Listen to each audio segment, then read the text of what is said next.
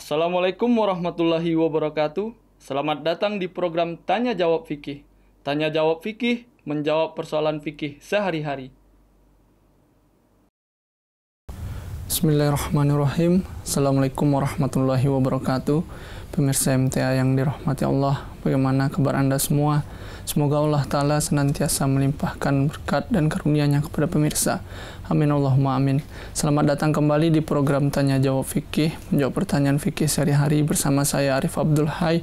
Selama 25 menit ke depan kita akan membahas pertanyaan-pertanyaan telah pemirsa ajukan, dan di sini telah hadir bersama kita dosen fikih Jamiah Ahmadiyah Indonesia, Bapak Maulana Saifullah Mubarak Ahmad, yang akan menemani kita dan akan membahas pembahasan ini bersama kita. Kita akan sapa beliau dan kita akan memulai pembahasan berkenaan dengan pertanyaan-pertanyaan yang telah pemirsa ajukan. Assalamualaikum Bapak. Waalaikumsalam.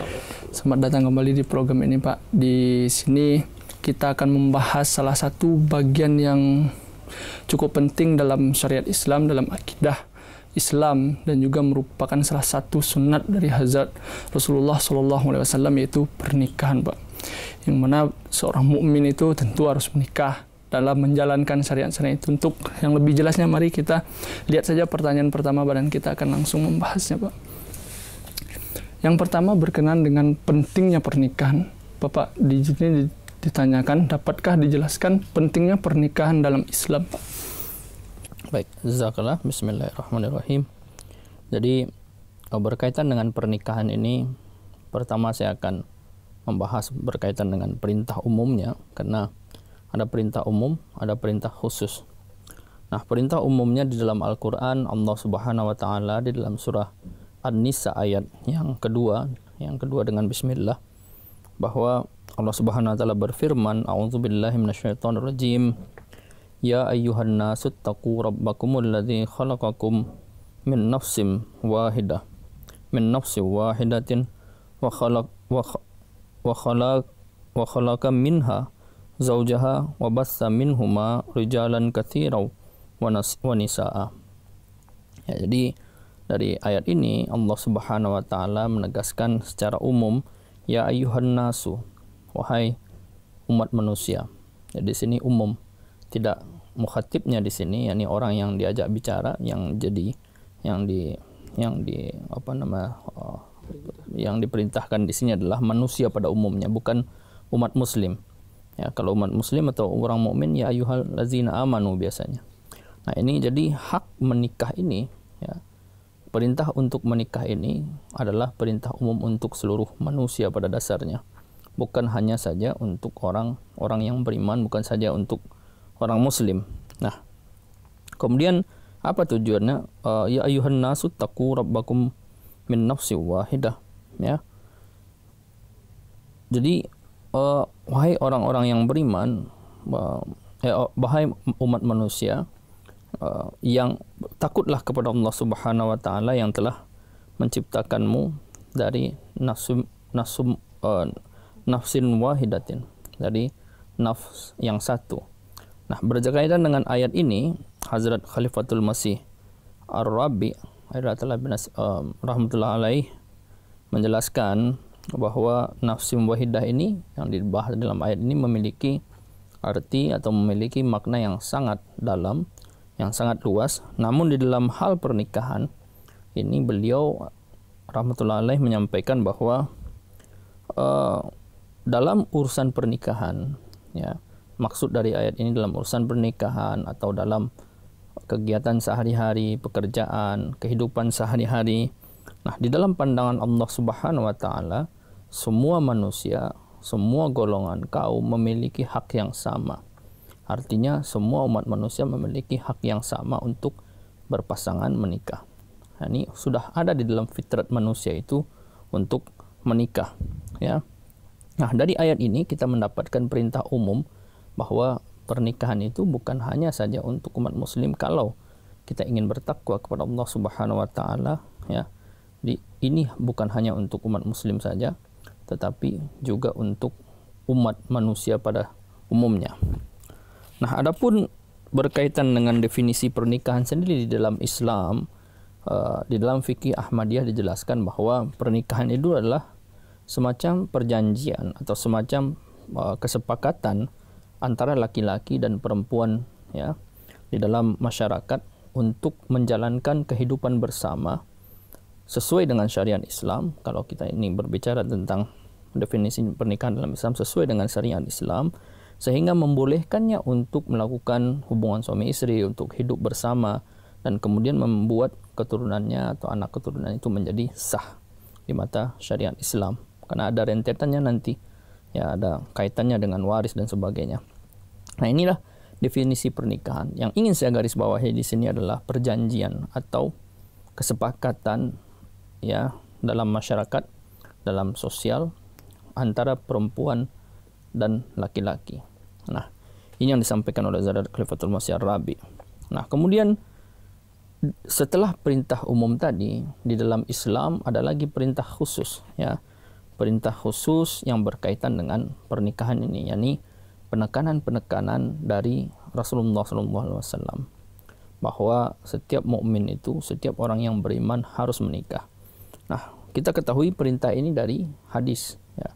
Beliau sallallahu alaihi wasallam di dalam hadis ya Musnad Ahmad bin Hanbal, beliau di sana bersabda, inna rahbaniyata innar rahbaniyata lam taktub alaina. Jadi sesungguhnya kami, yakni aku, tidak diperintahkan untuk rahbaniyah ya, untuk hidup menyendiri ya, untuk tidak menikah.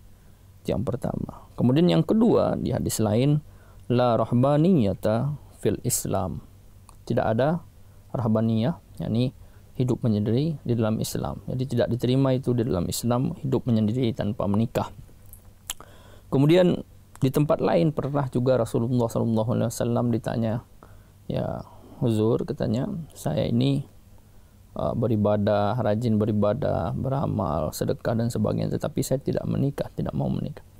Rasulullah SAW bersabda bahwa aku juga sholat, aku juga sedekah, aku juga zakat, puasa dan sebagainya, dan aku juga menikah. Maka dari itu kamu juga menikah. Nah, kemudian di tempat lain Rasulullah SAW lebih keras lagi, an-nikahu min sunnati faman lam ya'mal bi sunnati falaysa minni. Ya, pernikahan ini adalah sunnahku, kata Rasulullah SAW. Barang siapa yang tidak mengamalkan sunnahku ini, maka dia bukan dari golonganku, bukan umatku.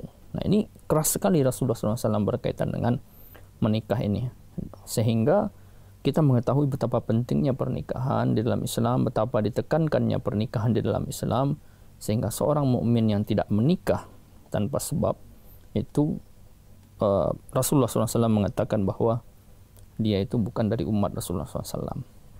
Nah, namun di antara setelah hadis ini dalam fikih Ahmadiyah juga disematkan hadis, man istata'a minkumul ba'ah falyatazawwaj fa innahu aghaddul lil basar.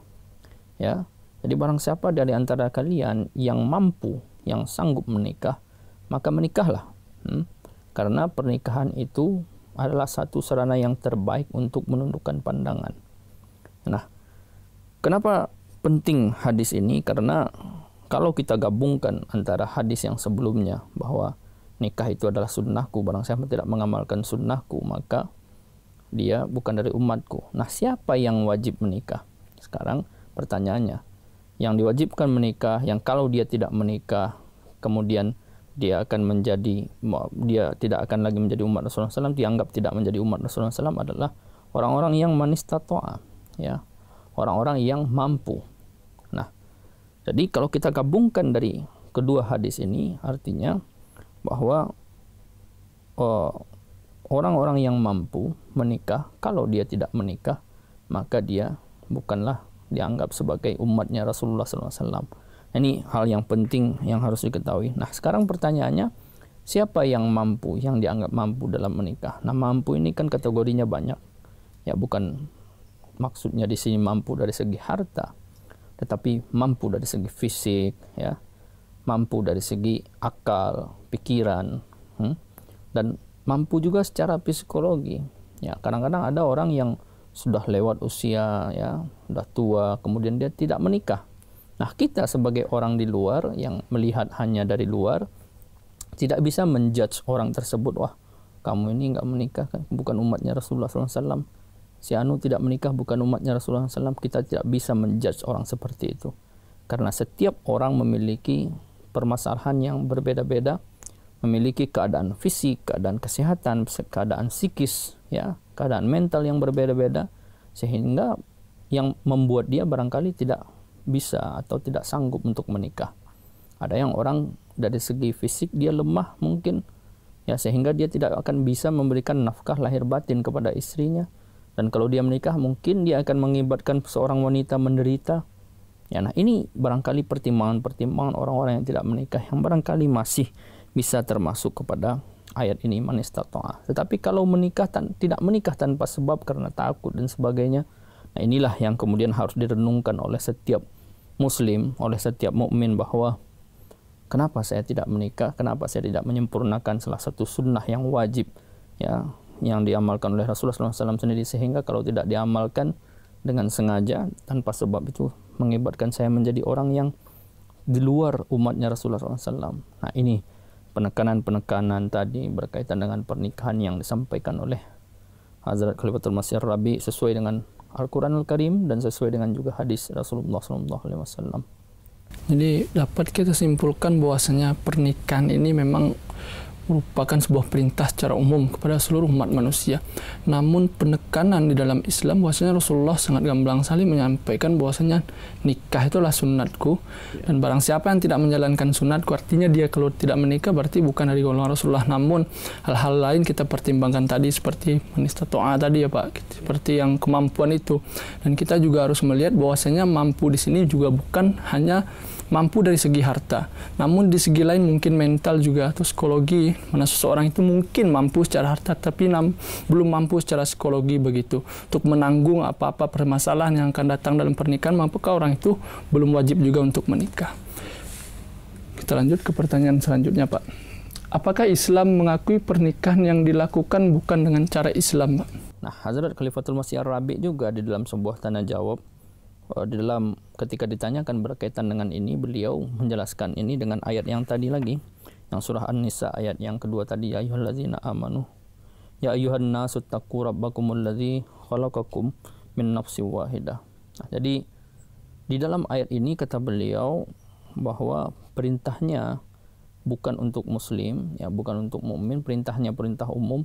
Jadi setiap umat manusia itu memiliki hak untuk menikah. Dan pernikahan ini Al-Quran tidak mengaitkannya dengan agama apapun. Apapun itu agamanya, ya, mau Islam, mau Kristen, mau ahli kitab, Yahudi dan sebagainya, dia berhak menikah. Ya. Dan apapun itu kulitnya, warna kulitnya, rasnya, kaumnya dan sebagainya, dia berhak menikah. Karena ini perintah adalah perintah umum. Nah, kalau misalnya di dalam Islam, ya, kalau misalnya ini pernikahan-pernikahan yang dilakukan sebelum Islam atau dengan cara-cara tidak Islam itu tidak sah pernikahannya atau tidak diakui di dalam Islam, maka tentu pernikahan Rasulullah SAW yang ketika itu belum ada ajaran Islam, ya, ketika itu maka tentu harus diulang juga dengan Hazrat Khadijah. Tapi kan tidak. Dan juga para sahabat-sahabat yang lain juga menikah sebelum Islam juga tidak ada diulang, ya. Dan juga betapa banyak orang yang dari gair muslim, gair Islam, yang bukan Islam kemudian masuk Islam, tidak diulang pernikahannya.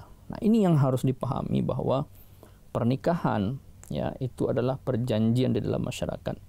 Jadi kalau seseorang perempuan dan laki-laki mengucap janji atau satu sama lain berjanji mengikat perjanjian satu sama lain untuk hidup bersama, dan cara-cara itu diakui oleh masyarakat yang ada di tempat dia tinggal itu, ya, maka pernikahan itu sah. Seperti di Hindu lah misalnya.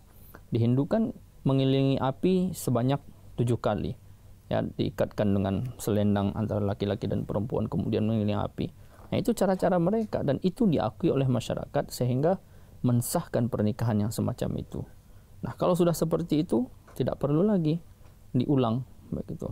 Nah, ini yang harus dipahami bahwa pernikahan ini dalam Islam berkaitan dengan pernikahan tidak ada kaitannya dengan agama, tapi sahnya, ya, berkaitan dengan sahnya itu, tetapi kaitannya adalah dengan sosial, kehidupan sosial, berkaitan dengan kebiasaan atau ikatan yang ada di dalam masyarakat.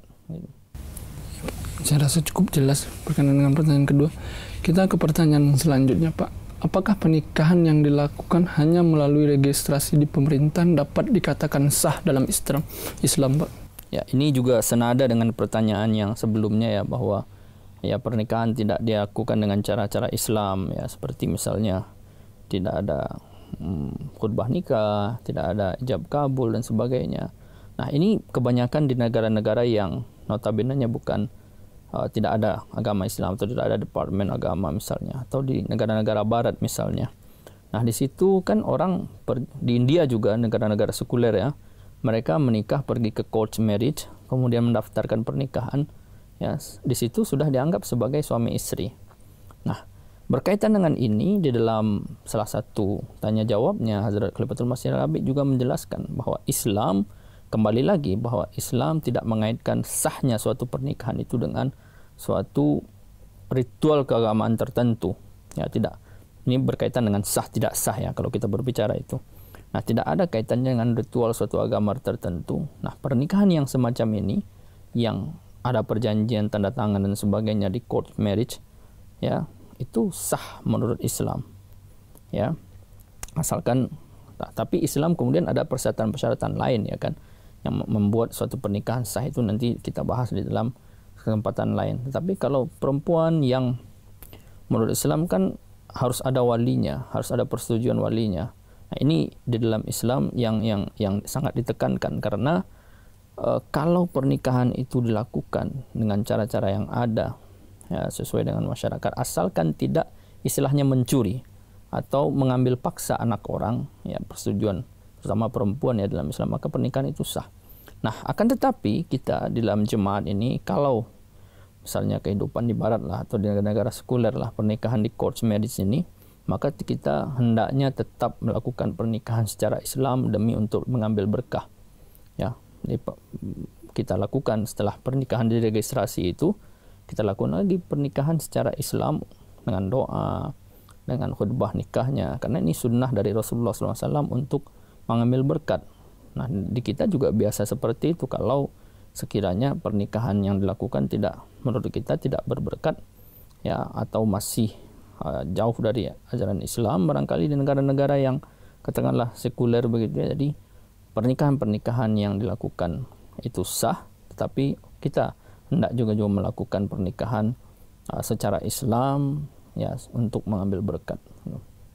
Mungkin di sini bisa kita katakan, jika dalam kondisi yang mungkin memang terpaksa seperti Bapak sampaikan tadi, sejauh itu, dan kita pun tidak mungkin sebagai Ahmadi, kita tidak mungkin bisa melaksanakan pernikahan secara Islam, katakanlah begitu ya Pak, karena satu dan lahir, maka pernikahan kita dianggap sah. Namun sebagai Ahmadi tentunya pertimbang kita kan bukan masalah sah dan tidak sahnya, tetapi adalah afdolnya, mungkin berkat di dalamnya ya Pak. Kita lanjut ke pertanyaan ini, yang pertanyaan terakhir Pak. Tadi kita telah membahas berkenan orang yang wajib untuk menikah. Sekarang sedikit kita bahas Pak. Sekarang kita membahas siapakah yang berhak menikah dalam Islam Pak? Ya, di dalam Islam ini untuk menentukan seseorang berhak menikah itu berdasarkan baligh dan akil. Akil artinya berakal dan baligh. Baligh artinya mencapai usia baligh ya. Nah, kalau usia balik kan, kalau laki-laki ditandai dengan mimpi, ya sudah mimpi, berubah suaranya. Kalau perempuan ditandai dengan menstruasi, ya. Nah, ini sudah pengetahuan umum lah di masyarakat maupun Islam, maupun baik Islam maupun tidak Islam. Nah, ini syarat dalam Islam, ya. Bukan hanya balik saja, ya. Orang yang berhak menikah itu bukan hanya balik saja. Nah, di dalam hukum-hukum lain, di dalam fikih, di dalam Islam, dalam syariat Islam, selalu kata baligh itu disandingkan dengan akil. Karena kenapa? Karena orang yang baligh, yang mencapai usia, katakanlah dia sudah mimpi basah ya, sudah dewasa seperti itu, belum tentu dia secara akal, secara pikiran dewasa juga. Ya, sekarang anak-anak usia 12, usia 11 sudah baligh, tetapi belum berakal secara sempurna ya, untuk membina hidup rumah tangga itu belum bisa. Ya, jadi Islam menyematkan kata akil bersanding dengan kata baligh. Jadi inilah orang yang bisa ya ahli artinya bisa atau berhak untuk menikah di dalam Islam. Nah, kalau belum balik, belum bisa menikah dalam Islam, sekalipun negara tidak melarang, ya. Nah, itu yang pertama. Yang kedua, selain hukum-hukum Islam ini, kita juga harus memperhatikan hukum yang ada di negara kita tempat tinggal. Ya, tidak bisa kita mentang-mentang kita seorang muslim tetapi negara kemudian membatasi bahwa orang yang menikah itu harus berusia 16, 17, 18 misalnya. Nah, walaupun usia 14, 15 kita sudah katakanlah akil dan balik, tetap kita tidak bisa menikah. Karena di atas hukum ini ada hukum negara yang menghalangi kita untuk itu. Nah, ini hal yang sangat penting dipahami. Nah, makanya satu lagi poin yang kenapa akil disematkan di sini, ya, orang gila atau orang yang katakanlah keterbelakangan mental, keterbelakangan akal pikiran, autis dan sebagainya, mereka kan juga secara usia bisa mencapai balik, tingkat balik. Tetapi dari segi pikiran, akal, otak dan sebagainya mereka tidak bisa disebut akil. Nah, orang-orang seperti ini tidak bisa menikah dengan catatan kalau tidak ada dampingan dari walinya. Nah, bisa saja mereka menikah kalau orang-orang yang balik itu dia mempertanggungjawabkannya sendiri. Ya, jadi kan kalau setelah menikah itu kan ada konsekuensinya. Konsekuensinya kalau bagi laki-laki adalah menanggung nafkah, ya, menghidupi istri dan sebagainya. Nah, kalau orang yang katakanlah dia ada keterbelakangan mental, ya, atau keterbelakangan fisik dan sebagainya, tapi dia menikah, ya, tidak ada larangan di dalam Islam. Hanya saja di dalam hal ini ada persyaratan lagi bahwa wali harus bertanggung jawab atas segala kewajiban-kewajiban yang akan jatuh kepadanya ketika dia menikah. Ini hal yang sangat penting dipahami bahwa Islam tidak berjalan sendiri. Islam juga mengacu kepada peraturan-peraturan yang ada di suatu negara sejauh itu tidak sama sekali bertentangan dengan hukum Islam. Jadi dalam secara umum ada dua hal yang harus perhatikan, akil dan balik tadi ya Pak. Akil dan balik juga disampaikan di akhir tadi, bahwasanya selain itu sebagai warga negara tentunya kedudukan kita sebagai warga negara tentu tidak bisa kita hanya mengedepankan pemikiran-pemikiran Islam saja atau ajaran Islam saja. Kita juga harus sedemikian rupa taat dalam negara, karena mungkin pelarangan atau menikah di usia yang mungkin dikatakan bisa balik dalam 14 tahun dan berakal, tetapi kenapa di negara kita mungkin 19 tahun atau 21 tahun untuk menjaga populasi misalnya, untuk masalah-masalah yang akan timbul lainnya, itu seakan-akan diberikan oleh negara kita seolah untuk orang yang akan menikah itu siap menghadapi semuanya. Jadi kita di sini yang seperti Bapak sampaikan tadi memang berakal dan balik, tapi di sisi lain juga harus mempertimbangkan peraturan-peraturan negara, hukum negara. Apa itu mungkin pertanyaan yang terakhir Pak, kita akan bahas lagi banyak sekali tentang pernikahan yang tentu akan kita bahas di episode berikutnya Pak. Terima kasih atas pembahasan yang sangat luar biasa Pak. Semoga ini bisa bermanfaat bagi pemirsa di rumah tentunya Pak. Jazakumullah. Pemirsa, demikianlah pembahasan kita berkenaan dengan pertanyaan-pertanyaan telah pemirsa kirimkan. Semoga ini bisa memberikan ilmu dan pemahaman baru kepada kita semua. Amin Allahumma amin. Tetap saksikan program Tanya Jawab Fikih pada kesempatan berikutnya, dan jangan lupa pula untuk menyaksikan program MTA Indonesia lainnya dan juga menyimak khutbah huzur Hazrat Khalifatul Masih Al-Khamis Ta'ala bin Nasirul Aziz. Jika pemirsa memiliki pertanyaan, saran, masukan atau komentar, kirimkan saja ke alamat email yang telah tertera di layar kaca pemirsa dan dengan menyertakan subjek Tanya Jawab Fikih. Saya Arif Abdul Hai beserta kerabatku yang bertugas mohon pamit undur diri. Sekali lagi saya ingatkan untuk tetap saksikan program Tanya Jawab Fikih. Tanya Jawab Fikih menjawab pertanyaan fikih sehari-hari. Assalamualaikum warahmatullahi wabarakatuh.